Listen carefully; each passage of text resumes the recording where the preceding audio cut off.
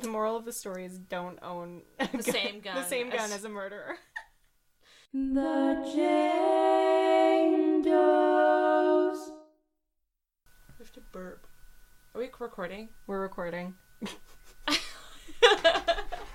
All right. I think you've said that on the last, two podcasts. So let's cut that out. I'm not cutting it out.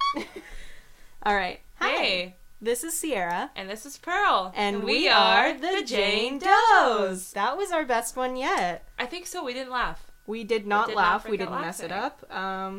Hopefully there's nothing wrong with the rest of the podcast. There might be a slight sound in the background. We apologize. But there's a lot of sounds in the background. There's what are you nothing talking about? Well, no, that beat, that buzzing. That buzzing has been here for all 3 previous episodes. No. Yeah, I swear to God. I've never heard it. It's like a neighbor's pool or something. I've never heard it before. Well, then, never mind. You might not be hearing it at all. No, they definitely hear it. Because I didn't. It's especially loud today. It's especially loud actually. Today. Yeah, that's what I was saying. But just listen to us. We'll talk you through it. Just listen to our soothing voices. Yes, with my slurring and lisp. I'm sure you're all having a wonderful time listening to that. So what's been up with you? We haven't seen each other in a while. Yeah, I've been working nonstop. I have a new job. Mm-hmm. I'm working on a film set right now. Yeah. It's crazy. Because there was a period of time when we saw each other almost every day of the week. Yeah. Just doing random stuff. And then we went one whole week without seeing each other at all. Yeah. And that was pretty wild. I haven't gotten a proper amount of sleep in... I feel that. Probably over a week, I feel that. It's fine. We're tired. We're exhausted. But we're here to do this. Yeah. For you. So, do you have any news topics you want to talk about? I only have one sad one, and that's that yesterday, I believe. What day is it? Mm-hmm. Oh, it wasn't even yesterday. It was a couple days ago. Jesus. What? Yesterday, Aretha Franklin passed away. No. Not yesterday, a few days ago. Yeah. Aretha Franklin passed away a few days ago. In mourning. I mean... It's so... I mean, obviously, it's so sad, but, what an understatement to say about death. Yeah. I mean, it's such a loss. Yeah, she was insanely talented, and she was kind of one of the voices that I, in a way, tried to emulate when I was, younger and still kind of trying to get my singing voice, there. Obviously, there's no way I got even close to that. I mean, it's a loss. But the way that, when she was singing, the way that she would just transform, and the way that she got the entire room to kind of move with her, if that makes sense. Yeah. And just be one unit of just, pure energy. It was almost, it was magic, There was a video I saw on Twitter of Carole King, and Aretha Franklin was playing Natural Woman on the piano, and Carole King was she was just feeling it. Yeah. She's shaking. I wish you guys could see my face. She's just shaking, and she keeps looking at the guy behind her oh my god, I can't believe this is happening. Yeah, it's two legends. One legend just absolutely respecting. I mean, how could you not? It's Aretha Franklin. Yeah. I like that video because it also just casually cut to the Obamas like this, and then it would cut to Carole King, and she was just freaking out. She wasn't even sitting still. She was constantly moving. She just had her mouth open the entire time. It was so funny. Yeah. But I was so sad when I heard that. I heard that as I pulled into my work. Yeah, and you're I can't do it. I was I have to call out sick. This is too much for me. I'm way too depressed today. Yeah. And everyone was talking about it. And it just shows how far an influence can reach. Mm-hmm. She was such an amazing, powerful woman. With all the respect in the world. And it's, again, such a loss. It's a great loss. How about you? Well, 2 were arrested for arson in the LA, California fires. Oh my God, really? Yeah. I actually ddidn't know that. Yeah, 2 were arrested. I don't know all the details, but that's scary. Yeah. To think, because they said that these fires are burning faster and more than they ever have before. Yeah, well, because it's been so dry. Oh, yeah. Because we had that this is a quote from Mark A. Hartwig, president of the California Fire Chiefs Association. Mm-hmm. He said, quote, "For whatever reason, fires are burning much more intensely and much more quickly than they ever were before." Yeah. And that's terrifying to think about. Because we're in California, and just hearing the news about And just seeing it on the news. Well, yeah, but also being through a fire ourselves, it's just like, you don't want to ever see that happen to anyone again. It's such a terrible thing. And so there was the fire that happened in October, you don't really think that's going to happen again, like such a short time afterwards, and so close to where the last fires were. So that's, But there's something that you can describe looking up and seeing ash. Yeah. And I remember finding pieces of books, like pages in my backyard. Mm-hmm. People were finding family pictures. Yeah.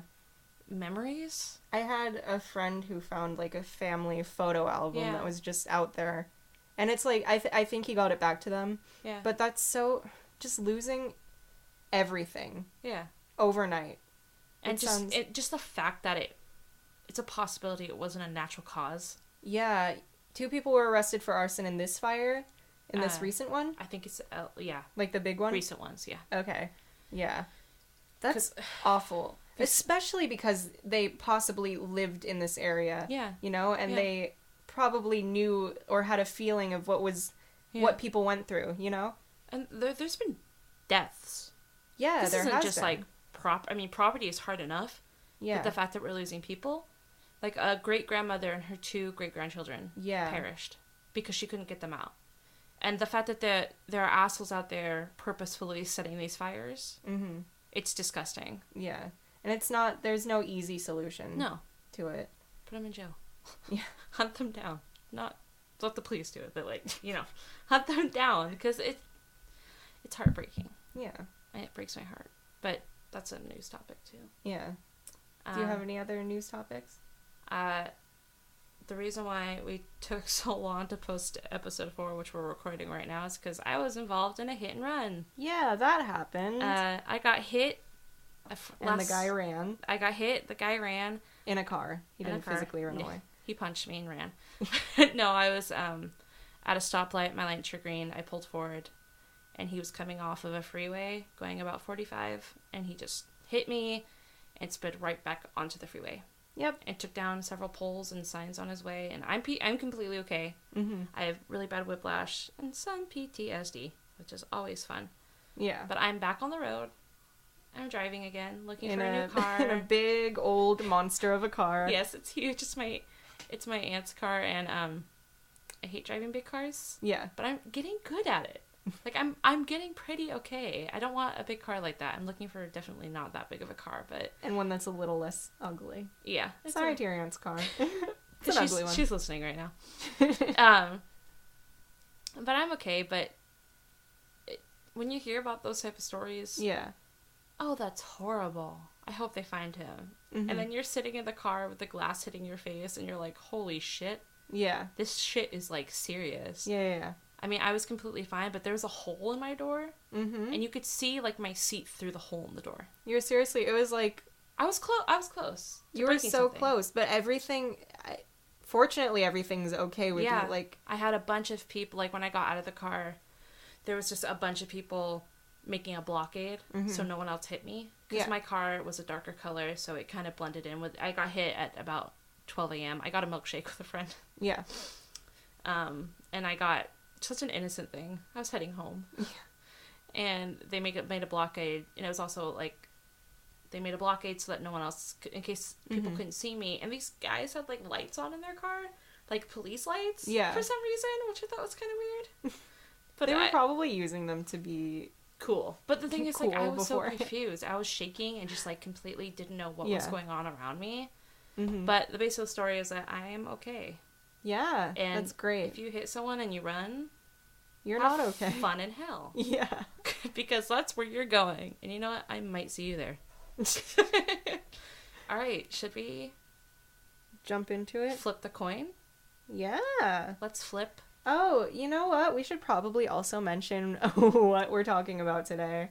So this episode is called Based on a True Story.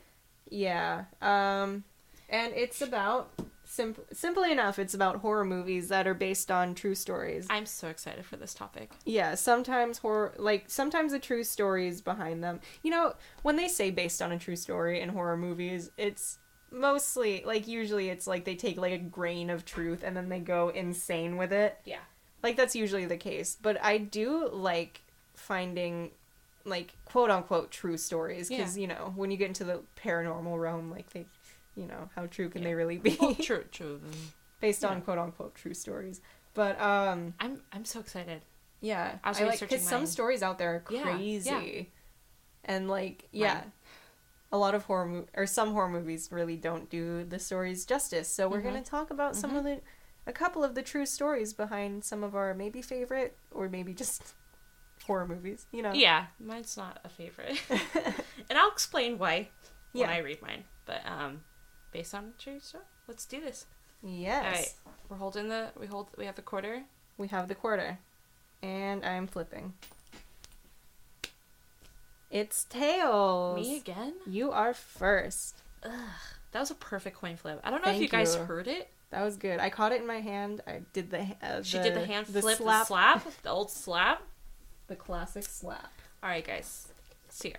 Yes. Audience. I just leaned back in my chair dramatically. Are you ready to hear about the Texarkana Moonlight Murders? I have never heard of that, so I'm so inspired the movie, The Town That Dreaded Sundown. Ooh. I did my best. This is a huge monster of a story. It's huge. There are so many details, so many little things that happen. I could not include all of it in. I took things that I found that were the most important and put them in as best as I could. I saw this movie a very long time ago. I don't quite remember it, but I know I hated it. Yeah. They remade it in 2014. I should say that. Okay. Which I don't think... This story changed my perspective on true event movies. Oh, and really? how it might badly affect the place it actually happened and the people that live there. Ooh. Alright, let's get into this. So the cult classic film, The Town That Dreaded Sundown, is based on the true events of the horrifying Moonlight Murders originating out of Texarkana, Texas. When was the original movie? The 70s. The 70s, alright. The Town That Dreaded Sundown is considered to be the first slasher film, outdating the even more famous John Carpenter's Halloween. So I did not know that. So though the film was made and shaped to be the telling of the actual murders, most of what was in the film was grossly inaccurate. And that's where I'm here. That's what I'm here for, folks, to tell you the true story of the murders in my own way, which probably is just as bad. So yay. Lucky you guys. On February 22nd of 1946, the first attack occurred, whereas the film stated the first murder attack began on March 3rd. Jimmy Hollis, renamed Sammy Fuller in the movie, and his girlfriend Mary Jean Larry, renamed Linda Mae Jenkins, were parked on the local Lovers Lane Road that is said to be approximately 50 feet off Richmond Road on an unpaved street. It always happens on Lovers Lane, dude. So that's why do people still go out? So that's something I'm going to tell you about at the end of this. All right. Which I think you'll find very interesting. Kind of correlates to last episode. That's said to be approximately 50 feet off Richmond Road on an unpaved street, which I'm sure people who live there would know. Never go on an unpaved street if you're For two Lovers lovers. Lane. Yeah. In the 40s, how dare you? It was there that a man in a white cloth mask with holes for eyes cut in appeared at the driver's side door wielding a pistol and flashed a flashlight in the faces of the couple. Ew. The man forced Hollis and Larry from the vehicle, where he forced Hollis to remove his pants and then violently struck him in the head with the pistol he was carrying. An altercation of sorts occurred between the masked man and Larry, during which the masked man reportedly told Larry, or that's the only way I pronounce it, I don't know what I was going to say, told Larry to run. Eventually he caught up to her, and upon asking her why she was running, and her response of course being because he told her so, he called her a liar and knocked her down, where he proceeded to sexually assault her with the barrel of his pistol. So not only is this guy an asshole, not only is this guy a murderer, but he's like an asshole. Yes. He's like, run, and then he's like, why are you running? And Because she's like, you literally told me to. No, oh my god. You're a liar. So he sexually assaulted her with a pistol. Ew, what the fuck? Yeah, there's some gross details in this. After this altercation, Larry again fled from the masked man, where she managed to stumble upon a house and phone the police. Meanwhile, Hollis had regained consciousness and had managed to flag down a passing motorist. He was able to call the police as well. Larry was hospitalized for minor head wounds and other minor injuries, while Hollis was hospitalized for multiple skull fractures. March 24th, 1946 was when the first murder, or double murder, occurred, which shows clear signs of escalation of the killer. Richard Griffin, renamed Howard Turner, and his girlfriend Polly Ann Moore, renamed Emma Lou Cook, were found shot to death in Griffin's car on Rich Road, which is now known as South Robinson, apparently. Both were fully dressed, and a bloodstain outside the car indicated that both were shot outside the car and then placed back inside. April 13th, 1946 is when the second double murder occurred. On the Saturday evening, Betty Jo Booker, renamed Peggy Loomis, was playing with her saxophone, which was changed to a trombone in the film. An important detail to change up. Yeah, just for anonymity. For shock value. Oh, so for shock value? In the film, he tied a knife onto the end of the trombone and played it and stabbed her repeatedly. That is camp. Yeah. Pure camp. Truly. And it's just like, it's such disrespect to the actual murders. Because I didn't know when I first watched it that it's based on these murders. Yeah.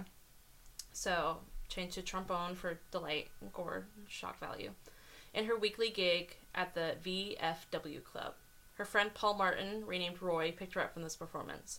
And I just want to note, in the film, they were portrayed as a couple, but they were only just good friends. We love Hollywood. Martin's body was discovered at 6:30 a.m. by a couple and their son lying on its side by the North Park Road.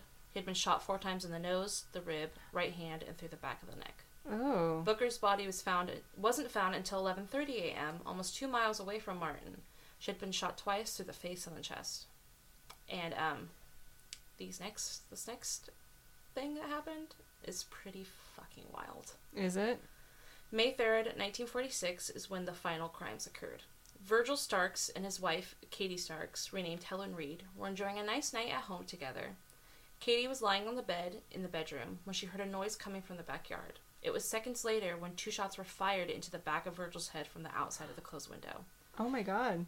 You're not even ready for this. So Katie reported... I wrote this whole thing with my mouth open. Yeah. Gasping. So Katie reportedly did not hear the shots and instead claimed to have heard just the sound of breaking glass.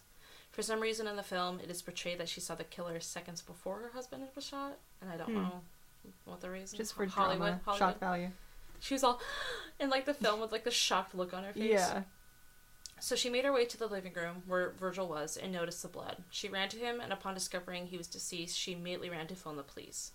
Katie was only able to ring the wall phone twice before she was shot twice in the face from the same window as her husband. Katie dropped to her knees, but miraculously was able to get back up to her feet, still alive. Whoa. So basically, one shot went through her cheek and broke all her teeth. Oh. In her mouth. I forget where... The other shot was in her head, too. I don't know where it went. Yeah. But the one that stuck out most to me was the teeth one. That's... Oh. Yeah. So, get back up. She ran to grab a pistol her husband kept in the living room, but was blinded by her own blood. So I think... Okay, now I'm remembering. I think it went through her head. Ooh, that's rough. Probably scraped her brain. Rough is an understatement. Yeah. That's rough. Yeah. So, Katie heard the fucking killer tearing loose the rusted screen wire on the back porch door.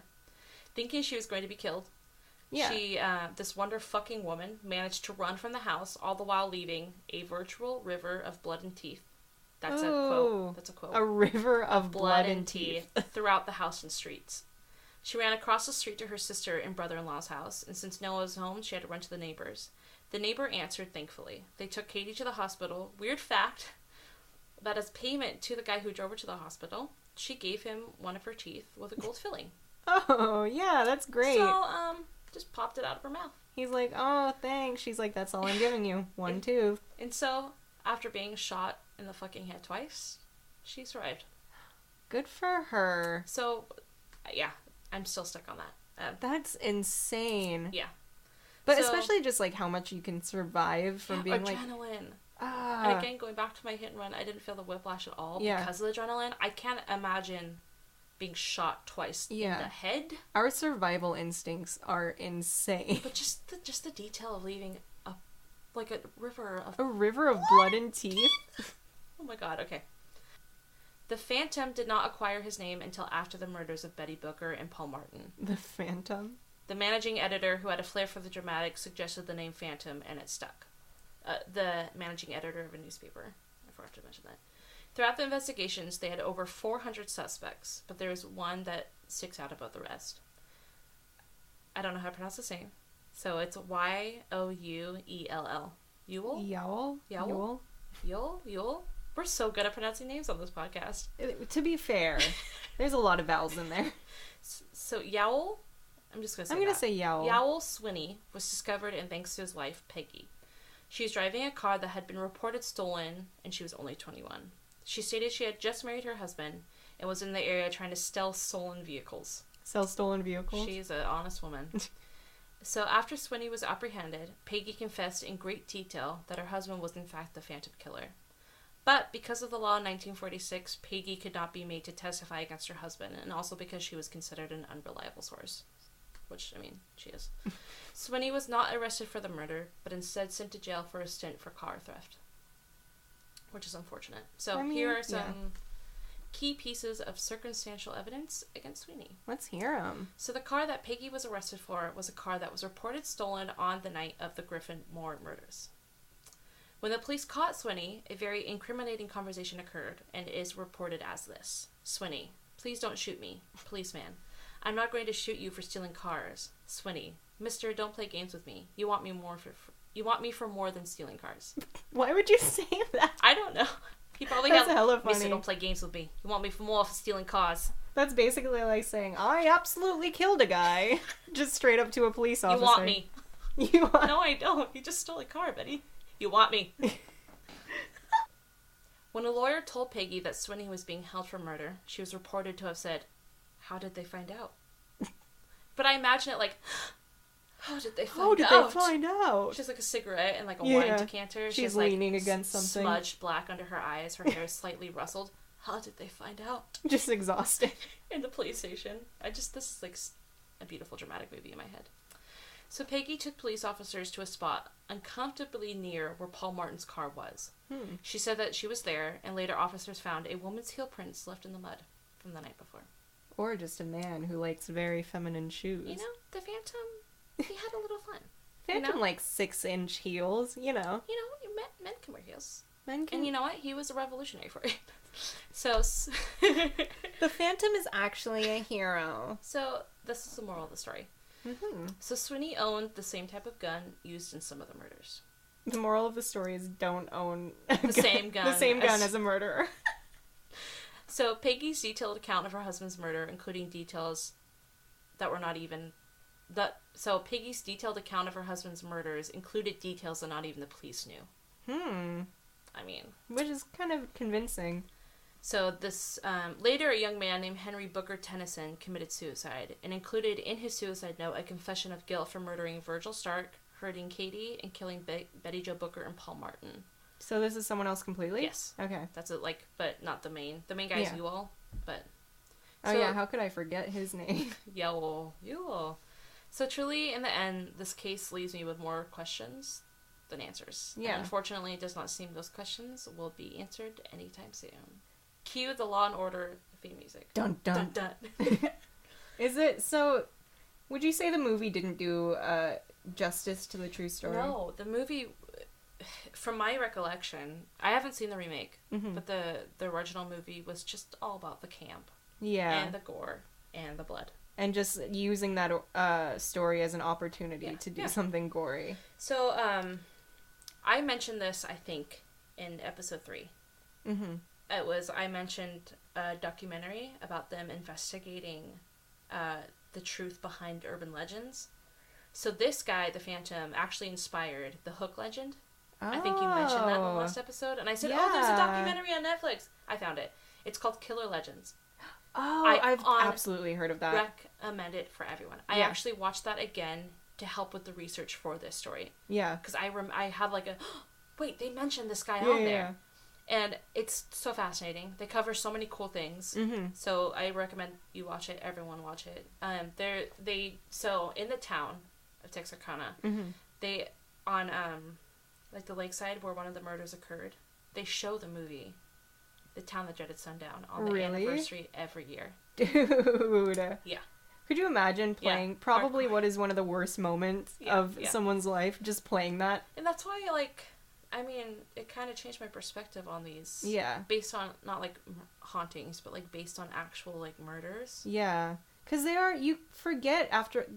There's a point where murders or where crimes get so sensationalized, you forget that there's real people behind them. Yeah. And I think a lot of movies kind of do that. They use the worst... literally the worst moment in these people's lives, and they make money off of them, or they make, it's all for shock value at this point. These people's deaths, what happened to them, It's all for the sake of money and entertainment. Yeah. And that's just not... I don't like it. Not fun. I don't like it. So that was the Moonlight Murders of Texarkana. Very nice. The town that dreaded sundown. Yeah, I would dread Sundown too. Jesus. So what do you got for me? What do I have? This is actually a movie that we watched together a couple years ago. It is... I'm doing... the movie that I'm doing is The Conjuring. The Conjuring 2, actually. Which... Yeah! Sorry. I mostly chose this because I thought the story was funny. Yeah, I mean... Oh, yeah. Okay. Kind of the true story behind it was funny. Oh, no! Sorry. A piece of glass just fell off my phone. Oh. Which is severely shattered. Let me fix that. I'm just gonna place this piece of glass right here and hope I don't forget it later. Oh, no. Oh, no! That's the... Wait. Holy crap, you need a new phone. Mama needs some money. Oh my god, Sierra. We're just broken. We're just broken people. I need a new car. You need a new phone. Let's get cracking. We are the Jane Does. Yeah, so the story I'm doing is The Conjuring 2. I'm so excited. We watched this on Halloween night. Yeah. When we tried and failed to find a Halloween party to go to. You know, we had fun. We were fully dressed up, fully beat. Oh my god, we were. Fully Fully dressed up. Beat, glam. Because we thought we were going to a party, and then something happened. I think it ended up being, like, canceled or whatever. You guys spent the night at my house. Yeah, we spent the night at your house in full... I don't even know what I was. Full beat. I was a witch, I think. I was Harley Quinn. But, yeah. Let's do it. I'm so excited. The Conjuring 2, the movie, is about the true story of the Enfield poltergeist. Yeah. Ooh. And in the movie, it is a sequel in the... I call it the Conjuring cinematic universe because I think it's funny. Well, there are only two. No, there's The Conjuring, there's also Annabelle. Okay, and then there's also the new movie, The Nun, coming out. And we should see that. We should see that. Doesn't look too good. Let's taste the Pharmaca in it, though. Big fan. We love the Pharmacas. I don't know how to pronounce the last name. Oh my god, both Farmingas. Farmigas? I don't know. That's how I pronounce it. Okay. We're really They're good at both in the Conjuring cinematic universe. I think that was done. It's all in the family. Nepotism. So yeah, the Enfield poltergeist. In the movie, Ed and Lorraine Warren, who were the subjects of The Conjuring 1, yes. Go to England. They take a little trip. So we're going over worldwide. the pond. They take a trip to England to meet this family, the Hodgson family. And, the Hodgson family, they have a little problem. So... Do they? Yes. The true story, quote-unquote true story, is that the Hodgson family consists of... That sounds so weird, consists of... Peggy Hodgson. Oh my god. We're really good at this. So the Hodgson family, which is very hard to pronounce, consists of Peggy Hodgson and her 4 children. So she's a single mother. They're pretty poor, you know. She's renting a house in Enfield, England. Mm-hmm. Basically, what happened was Peggy and her 4 children started reporting toys and furniture moving. They also had reports of disembodied voices, footsteps, you know, the usual. The usual. So, yeah, well, it wasn't a good situation, you know? This poor single mother also has a poltergeist she has to deal with, along with the bills, getting her kids to school. It's basically another mouth for her to feed. Yeah, basically, another mouth for her to feed. Another soul for her to... Spirits don't have souls. What was I just assume? I'm sorry. I'm just being very first it was the Grunch. Now it's... You know what? They called me the other week. Yeah, I'm sorry, Grunches. And they said, please don't do this podcast this year anymore. Yeah. You just want to offend I really put them out there, you know, in a bad way. I really expose them. Exposed. Grunches exposed. So, yeah, they were... Wait. A Grunch expose? That's gonna be our Halloween special, is just Grunch exposed, and it's an hour-long documentary. It's gonna be on Netflix. Check it out, guys. I'm sorry. Okay. I'm 5 years old. Go on. So yeah, this guy, Poltergeist, wasn't very nice, you know? It got to the point where it got so bad that they called the police because they're like, "What is going on?" You know? Yeah. So 2 police constables, I believe they're called constables in English. Yeah, police constables. They were called to the house, and they also reported activity happening. Interesting. Like, you know, like a chair moving across the floor and footsteps. Essentially, what they said was, "Well, you can't really arrest a ghost," and then they left. Which I think is so funny. Because it's true, like, what are you supposed to do? Like, you get a call and they're like, "Furniture's moving on its own." You're like, "Who do I handcuff here?" Like, what? I'm sorry, ma'am. What do you want me to do in this situation? Oh my goodness. It's a fight. My neighbors are having a party, but it doesn't sound fun. There's just children screaming. What was I talking about? Oh, so sorry. What? I just hear this one kid screaming. Yeah. So we were interrupted by a phone call, technical issues. Sorry, it was my dad. We love him. Yeah.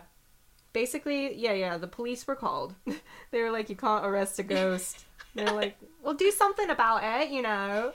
I don't know where they're from. These accents are like, I've just gone across the region. That's another reason why I chose this, so I could just do bad accents. Just bad British accents, because I think it's funny.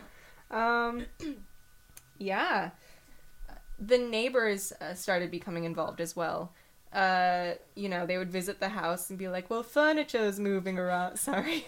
She's taking This full is offensive. advantage. This is offensive at some level, and I know it.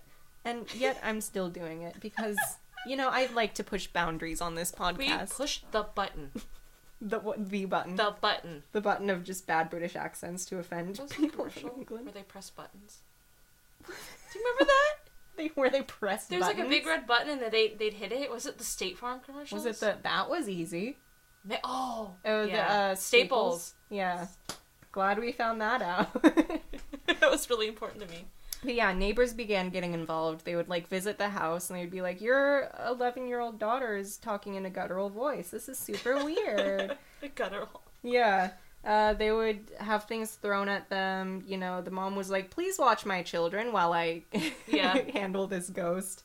All in all, around 30 people. Like, at the end of all of this, with the police, the neighbors, paranormal investigators, around 30 people were involved, and they all reported paranormal activity coming from the house. Yeah, the same thing. 30 is a lot, you know? Yeah. It's a classroom. Solid classroom. Good comparison. So, yes, there were 4 children, but there were 2 that took, like, the brunt of the hauntings. And that was 14-year-old Margaret and 11-year-old Janet. Those are some solid... What year is this? This is the 70s, 1977 to be exact. That's a solid 70s name. Janet and Margaret. Janet and Margaret. Very nice names. Yeah. Lovely young girls, I guess. I don't know why there was a question to that. I didn't know them personally. Yeah. So, Margaret and Janet apparently went through it, you know? Yeah. Margaret would have things thrown at her, as for the rest of the family. They would both apparently levitate at times. In That's fact, kind of fun. It's fun. I feel like that'd be a fun time. Okay, but out of nowhere, you're just sitting there and Whoa! you start floating. This is a ride. I wouldn't. That wouldn't be fun. I mean, you know what? I'm just out of the box, I guess. I'd like to You're levitate. pushing boundaries on this podcast. Pushing the boundary. Yeah, but most notably, 11-year-old Janet was possessed. The guttural voice. Yeah. Up to 16 voices, I think it was said, would come from her, apparently. What? Although the voices weren't really heard by anyone else, except, like, the family going, "Well, she does it sometimes." She does it sometimes. There was one voice that would, I guess, emanate from her, especially during interviews or during paranormal investigations. Mm-hmm. And that voice came from someone she called Bill. I'm connecting it with the movie now. Yeah. Okay. The movie made Bill a whole thing. You know? Yeah. So in the movie, it's pretty clear that they wanted to say that this was like a real haunting. Yeah. You know, because if they concluded that it was a fake haunting in The Conjuring, a movie about ghosts, that would be a boring movie. Yeah. You know? So of course they elevated it a little bit. What? That's movies. The trombone in that's Hollywood. Sundown was a little elevated. But this, my personal opinion, which I think is actually true, you know. Yeah, that's what we are. This was all faked, and I have evidence to support it. Not like, you know. So this went from a grunge expose to the Enfield poltergeist expose. Poltergeist, fake AF. Like, you're calling out. We only hang out with real people here. Valak is flying over here right now in her full nun costume. Honestly, come at me. Ready Isn't to inviting spirits like not a good thing? Yeah, it's kind of. I'm down. It'll make the podcast more interesting. I'm glad we record in your house. I can leave this. Yeah. So there's a lot. Let me get to it. Why don't you? Okay. So the start of it. There is a famous picture out there. I don't know if you've seen it. I could show it to you. There's a famous picture of 11-year-old Janet. I'll post it. Yeah. There's a famous picture of 11-year-old Janet levitating. Yes. And people are like, what a shocking picture. That was a whole thing in the movie. Yeah, there was a huge thing in the movie. When you look at the real picture, it literally just looks like she's jumping off of her bed. Even, like, I'm scared. I don't say I don't believe, I don't say I do believe, but I will say that picture looks like she's jumping. Personally, I do not believe. Yeah, which makes this so fun for me. Sierra doesn't believe. I'm in between. But I will say, yeah, that the picture, she's jumping. It looks sketch. Did you hear something downstairs? Sorry. Don't say that. It's a ghost, guys. It's Valak. So you remember how you invited them?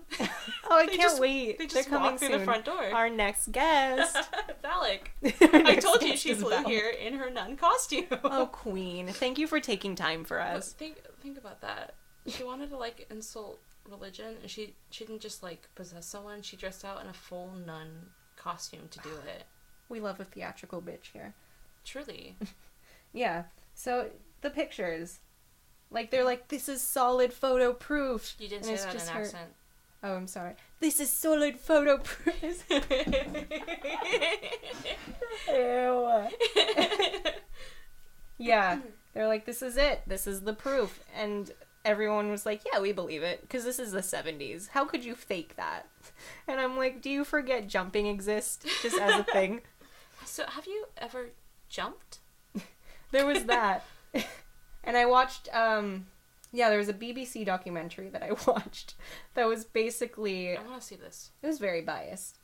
Okay. Not even in my opinion. They were like, it was very, it was one of those dramatic documentaries with the host who was like, I'm looking for the truth. And then he was like, ghosts are definitely real. Yeah. And I'm like, that's not the truth. Yeah. In the interview, or in the documentary, they interviewed Janet and Margaret. And what year was this made? Oh, well, it was made while it was happening, so like in the 70s, yeah. Oh, okay. So they interviewed Janet and Margaret, and the interviewer asked the two girls, how does it feel to be haunted by a poltergeist? And Janet looks up and says something along the lines of, like, it's not haunted, or we're not being haunted.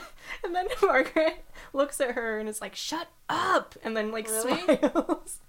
And the funniest thing about that is that Janet, the 11-year-old girl, which, of course, never, if you're doing a hoax, never freaking trust a kid. Yeah. Do you remember Balloon Boy? Yes! Like, years ago. Oh, the one that was inside the balloon? Up, like, when he straight up, in the middle of an interview, he straight up told his dad, yeah, you told me to hide in the basement. I didn't see that. Oh my god, we have to talk about Balloon Boy I know it happened. It was a hoax, but I didn't know that. You have to watch the Balloon Boy interview. I don't think I can watch the interview. Everything. Oh my gosh. You have to see his dad's face when he's just... What was his facial expression? I can't explain it with words. Was it shock? It was, this is all over. Is it over? But yeah, never trust kids when you're doing a hoax. Because Janet, the 11-year-old, straight up was like, yeah, we're not being haunted. She's just, she's candid, and I appreciate that. Yeah. And both of the girls, they did a paranormal investigation with a man named Morris Gross, who got what he called were very convincing recordings of the hauntings. They were just audio recordings, which he was a electronics engineer and a paranormal investigator.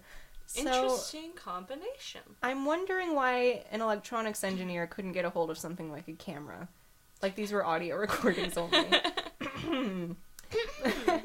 But there are recordings of him and, like, the family in a room. Yeah. And him just going, "Can you whistle?" to the ghost, and then you just hear someone whistling, and you're like, and he's like, "Oh my god, the ghost is whistling," and I'm like, all right, like, this is no proof to me because I have no visuals. It could well be anyone. Yeah.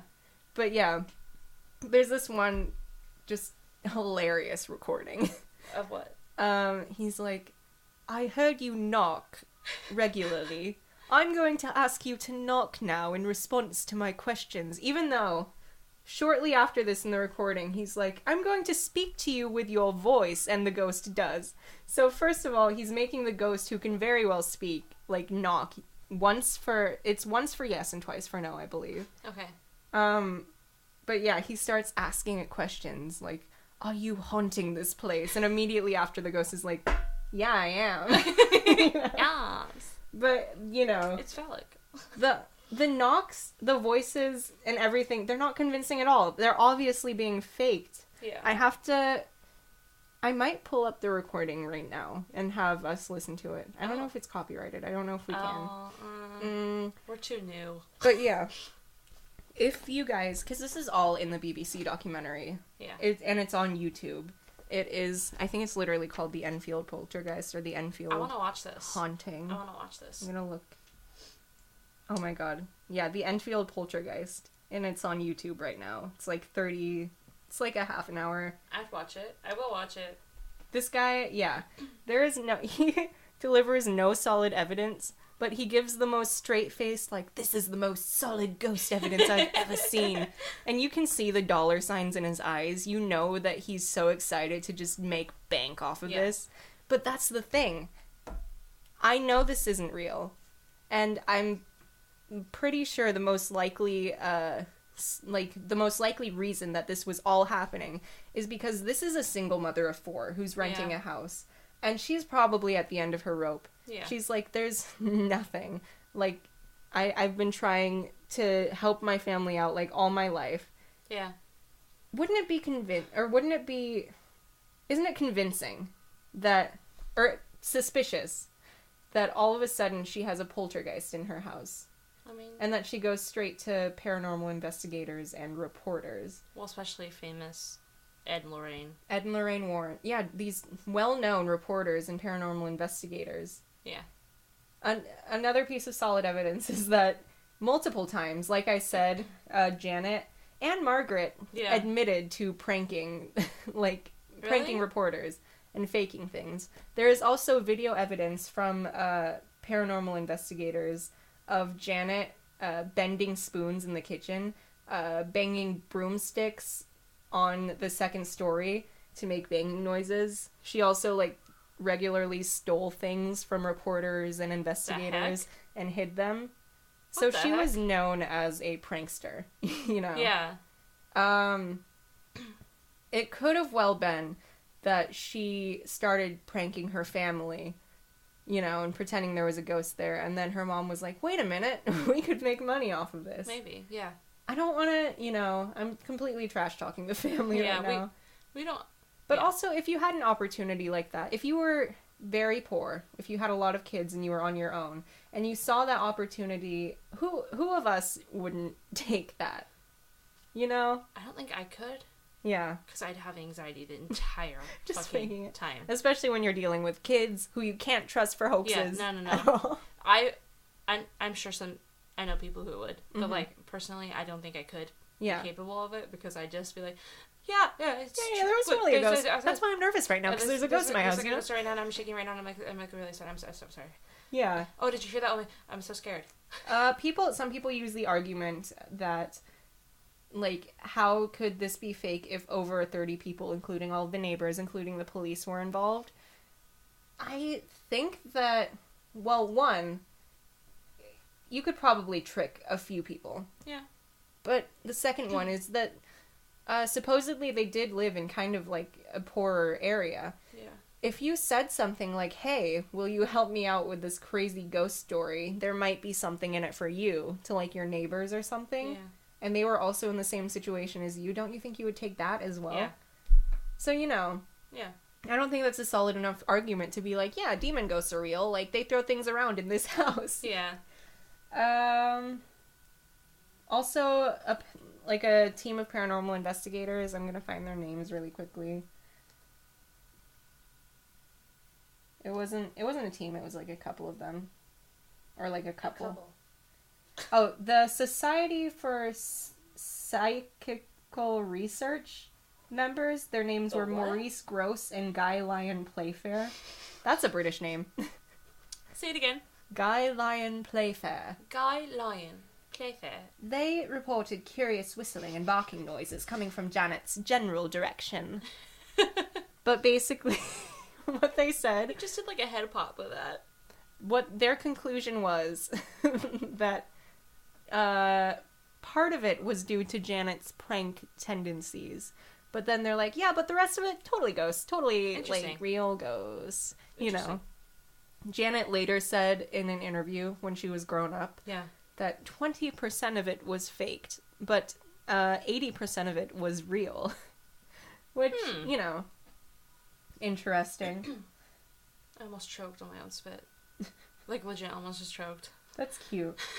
Quirky. Yeah. So, ooh, loud. There wasn't actually a lot on Ed and Lorraine's interview specifically, or their investigation.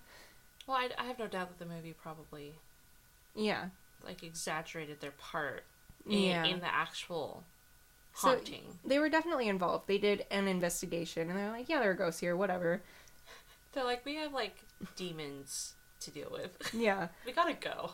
But Ed and Lorraine Warren specifically, I did more research kind of into them. There's a lot of controversy, you know? Love them, though. They were known to kind of exaggerate things, kind of... I mean, obviously, I'm coming from a place where I don't believe in all of this. Yeah. But I don't know if it was more that they believed what they were saying themselves, or it was a con job, you know? I don't know. I have to look more into them as people. I do want to go visit their museum, though. Isn't that that would like be a museum? Fun. Wouldn't that be fun? That would be so fun, dude. So, like, just to see Annabelle. Oh, dude. The Raggedy Ann doll. Yeah. That'd be so cool. Don't they also have, what's his name? Rob. It's another doll. I think his Robert? name... Robert. Is that them? Ew, that ugly-looking sailor thing? Oh, How could you do that in my own house? Wow. Sorry, Robert. So now I have Robert and Valak in here. The next guest on next week's episode is Robert. And Valak. And we're gonna genuinely apologize to both of them. What I gotta say... Can't believe you called Robert ugly. He looks burnt. Wow. Like a burnt chicken nugget. Sorry, Robert. Okay, go on. I think the Conjuring movies are really well made. I love the Conjuring movies, dude. They're good movies. They get their fair share of hate, but I love them. No, like, visually, oh my god. It's fun to just, like, watch a scary, regardless if it was real or not, but just to see, like, a good, scary ghost story. Yeah, and you can tell that they care about, like, what they're doing. Yeah. You know how a lot of horror movies are kind of like, yeah, we're just making, like, a big budget thing. Whatever. They put story and they put good character. Well, no, like, something that happened in The Conjuring 2, if you look in the background, sometimes you'll see the name of the demon Valak spelled out behind them. Just and subtle... you start seeing it. I got chills just now. Because Did that's how good, like... Yeah. They have, like, the little, like, hearts, and there's, like, a kitchen saying, and you could see, like, a V, and then an A-L-A-K. I remember seeing that for the first time. I think I watched it for, like, the second time with someone. Yeah. And I was like, holy shit. No, we had a huge discussion on all of the details in that movie. Goes into those movies. And wasn't it because Lorraine Warren, she was like subconsciously putting these things up? Like she would write Valak in all of her notes, and she would like set up Valak everywhere. Yeah. That movie detail is great. Like I love that. Vera is beautiful. Mm-hmm. The man who I forget his name, but the man who plays Ed. So handsome. Fantastic actor. Oh my god. They're just... No, they're both great actors. They work so well together. Movies are just well made. Yeah. And, you know, there's so much crap in the horror genre right now being made. Just so much, just like friend requests. Slenderman. Wish Upon. Have you heard of that? My god. No, I don't want to hear it. I heard about it, but I don't want to see it. I want to see it. Stupid stuff like that. And just looking at the Conjuring, I mean, like, they get the recognition they deserve, but I'm just saying, like, they're good. We need more genuinely good horror movies. I grew up in the horror, like, as I said in episode 1, and I'm very hard to impress when it comes to ghost stories. Yeah. Oh, it's a train. It happens. I've never heard that before. I've never been here at this time of day. I remember watching The Conjuring, the first one, for the first time, being like, wow, this is so good. It's spooky. Yeah. I hardly get scared anymore, but I had, like, chills. You know, I was like, this is so good. This is fantastic. And I hope they don't fall into the same, like, what's that movie called that they did? The same people made it. As The Conjuring, or as... Yeah. I mean, there's Annabelle. No, it came way before that. There's, like, 2 movies to it now. Oh. But that movie is one of my favorite. The sequels are stupid. Yeah. Unfortunately. The first movie, oh my gosh, I'm so mad I cannot remember the name of it. But it has the guy who played Ed, plays the dad. Are you talking about Insidious? Yes. Oh, yeah, I love Insidious. Insidious is so good. It's scared. I jumped. I don't jump anymore. You jumped? I jumped so hard during some of those scenes. I don't even care about jump scares, dude. That's another thing that I think horror movies rely on way too much, is jump scares. Just cheap jump scares. It'll be like a normal movie, and then they'll just throw in some jump scares. The thing is there's something so beautiful about subtlety in a ghost story. And just not just like a serial killer movie or like a slasher film. Yeah. Ghost stories, if you have like a subtlety to them, you could do so much more than with just a jump scare. Yeah. You know what I mean? Mm-hmm. Just like having that shadow pass behind the actor. Having the face in the background. Yeah. Like, it's spooky. And then the same with, like, spelling out the name of the demon. Mm-hmm. And you noticing it for those that are paying attention. It does a lot more for the audience, I feel. Yeah. I like slow and burn rather than, like, let's just kill every single... like, but I love a good slasher movie. Yeah. Obviously. Slasher movies can be good, too. No, like, it's not even about, like, subtlety with those. No, but it's just about knowing how to make a good movie. Yeah. Like, come on, guys. We're the ultimate... law on horror movies. I just want to make that clear. Yeah. What we say goes. We are the... no offense. Have you seen The Cabin in the Woods? Yes. We are those guys. We're the... What are they called? Yeah, we're orchestrating everything. Yeah. We are controlling you guys. But we do it right so that, like, we don't die in the end. It's fine. We're fine. You guys are fine. So maybe. Did you finish up yours? I am done with that. I'm done with mine. Mine was kind of unhinged and whatever. I've been working so much. I hope it made sense. You know, I hope it was a semblance of a story. I hope mine was. Yours was great. Yours was well researched and everything. But yeah, that's it. What's episode 5 called?